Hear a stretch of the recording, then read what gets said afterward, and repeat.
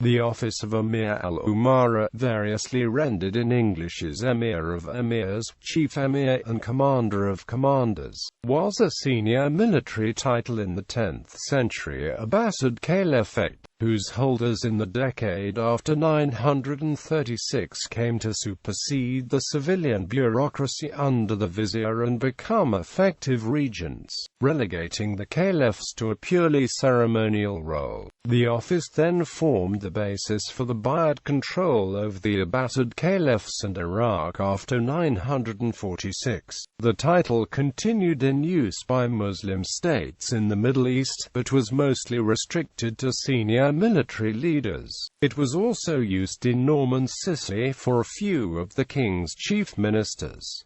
In the Abbasid Caliphate background, the first person to be titled Emir al-Umara was the commander Harun ibn Gharib, a cousin of the Caliph al-Muqtadir, in 928. He was followed soon after by his rival, the eunuch Munis al-Muzaffar, who served as commander-in-chief of the caliphal army and the power behind the throne for most of al-Muqtadir's reign. From 928, Munis was involved in a tumultuous power struggle with his rivals in the court's civilian bureaucracy, which ended with the deposition and execution of al-Muqtadir in 932, and his replacement with his brother al-Qahir. Munis and the military were now dominant in the affairs of the Abbasid court, beginning a period of troubles dominated by the struggles of military men to control the caliphate and, perhaps more importantly, the revenues of the Su'ad, which would enable them to satisfy the demands of the followers.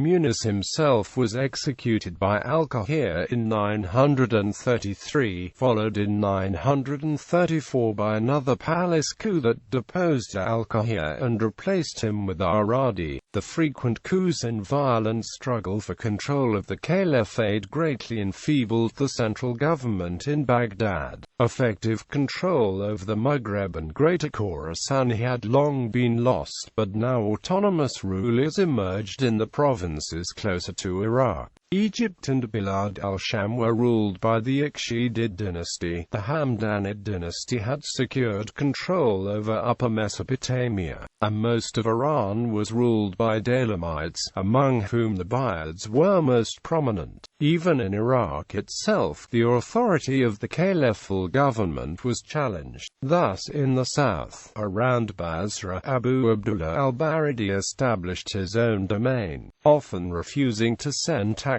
revenues to Baghdad and establishing contacts with the Buyids of Fars. The historian Ali ibn al-Atir asserted that after the death of Munis, the post of Emir al-Umara fell to Tarif al-Subkari, who was also head of the treasury.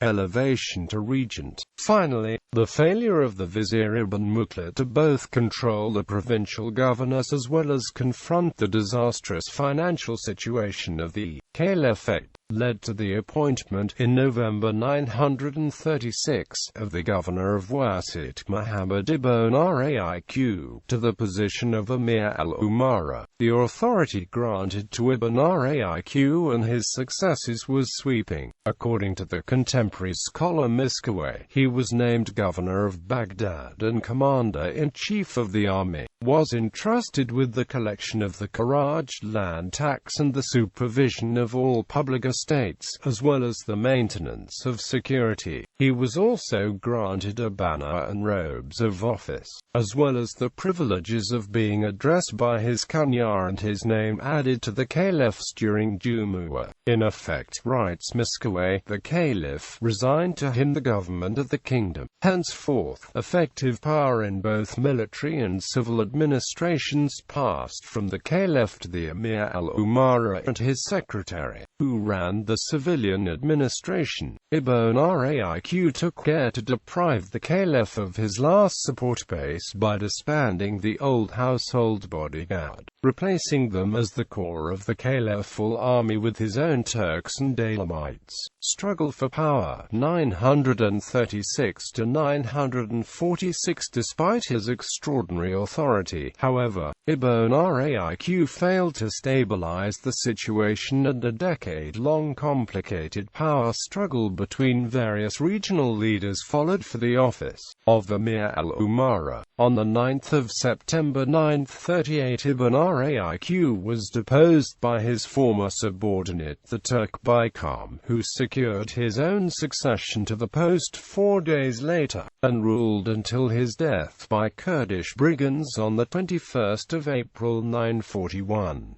Caliph al-Muttaqi, raised to the throne by Baykam after al-Radi's death, now tried to restore civilian rule, appointing Ibn Maymun and then Abu Abdullah al-Baridi as viziers. But the military retook control under the leadership of Qurankij, who became Amir al-Umara on the 1st of July. He was deposed on the 16th of September by Ibn Raiq, who within a few days reassumed his old position. However, Ibn Raiq's restoration provoked the reaction of al-Baridi, whose forces occupied Baghdad, forcing Ibn Raiq and al-Muttaqi to flee to the Hamdanid ruler al-Hasan in Mosul. The latter helped the caliph recover Baghdad, had Ibn Raiq assassinated on the 13th of February 942, and assumed the position of Amir al-Umara himself on the 18th of February, with the laqab of Nazir al-Dawla. The Hamdanids too were unable to consolidate the control in the face of financial difficulties,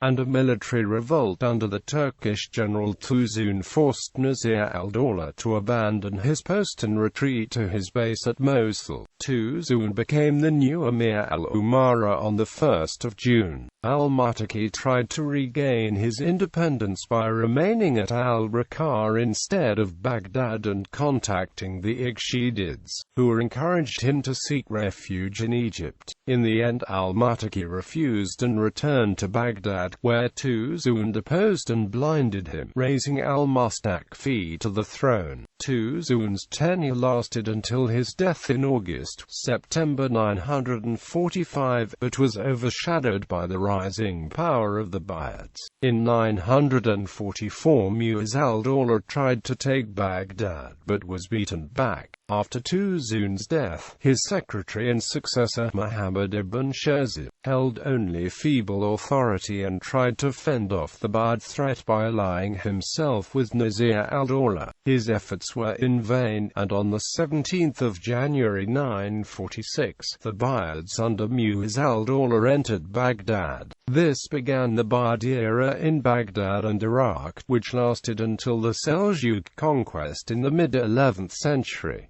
Under the Buyids, possession of the title of Amir al-Umara formed the institutional framework of Buyid authority in Baghdad itself and vis-a-vis the caliph, who now became simply another state functionary and was given an annual salary. Although Ahmad ibn Buyid had seized Baghdad, the strong family ties of the Buyid brothers determined the respective positions with each other, and the post of Amir al-Umara fell to the elder brother and ruler of Fars, Ali, known by his laqab Ahmad al-Dawla. After his death in 949, he was succeeded by the eldest surviving brother, Rukn al-Dawla, ruler of Ray, until his death in 976.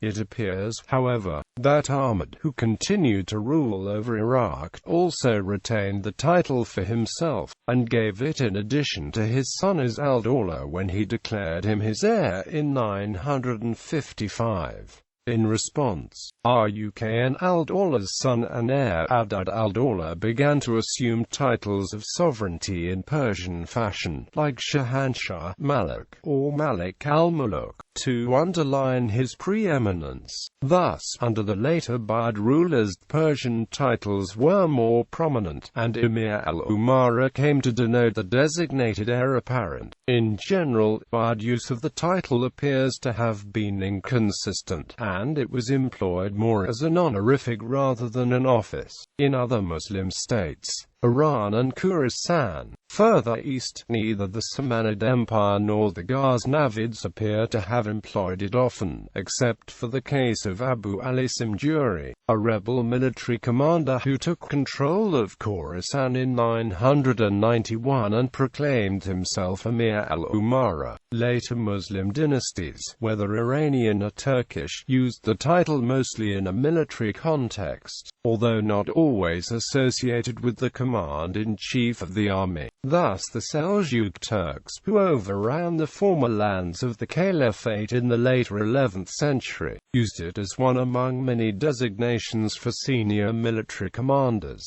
Only 2 instances are known where the title was held by princes of the dynasty as a mark of distinction. Osman, son of Chagri Beg, who in 1073 was named governor of northern Afghanistan, and Muhammad, a grandson of Chagri Beg, who in 1097 rebelled in Khorasan against his nephew, Sultan Bakir. In the Safavid Iran, the title was initially of considerable importance, as it was held by the commander-in-chief of the Qizilbash forces that formed the mainstay of Safavid regime. In the time when Hussein Beg Shamlu occupied the office in 1501 to 1510, he was the most powerful state official, but after his fall it fell in importance and lost much power, particularly to the Kursabasi, the commanders of the Turkmen tribal cavalry. The Emir al-Umara enjoyed a revival in the period of Qizilbash tutelage over Tahmasp I in 1524 to 1533, but thereafter disappears almost completely. It only reappeared occasionally in the late Safavid period, when it designated a military commander exceptionally appointed to a border region threatened with foreign invasion.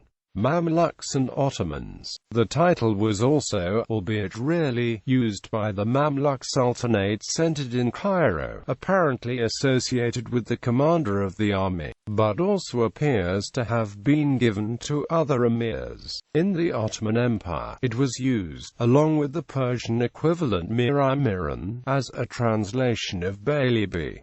In Norman Sicily, as a result of the long period of Arab rule in Sicily, the Norman Kingdom of Sicily continued the use of many Arabic terms in its administration, among which was emir, whose holders combined military and civilian authority. Among the most prominent of these was a Greek Christian known as George of Antioch, who was the most powerful official of Roger II of Sicily, fulfilled the duties of chief minister to Roger and was given the titles of Grand Emir and Emir of Emirs.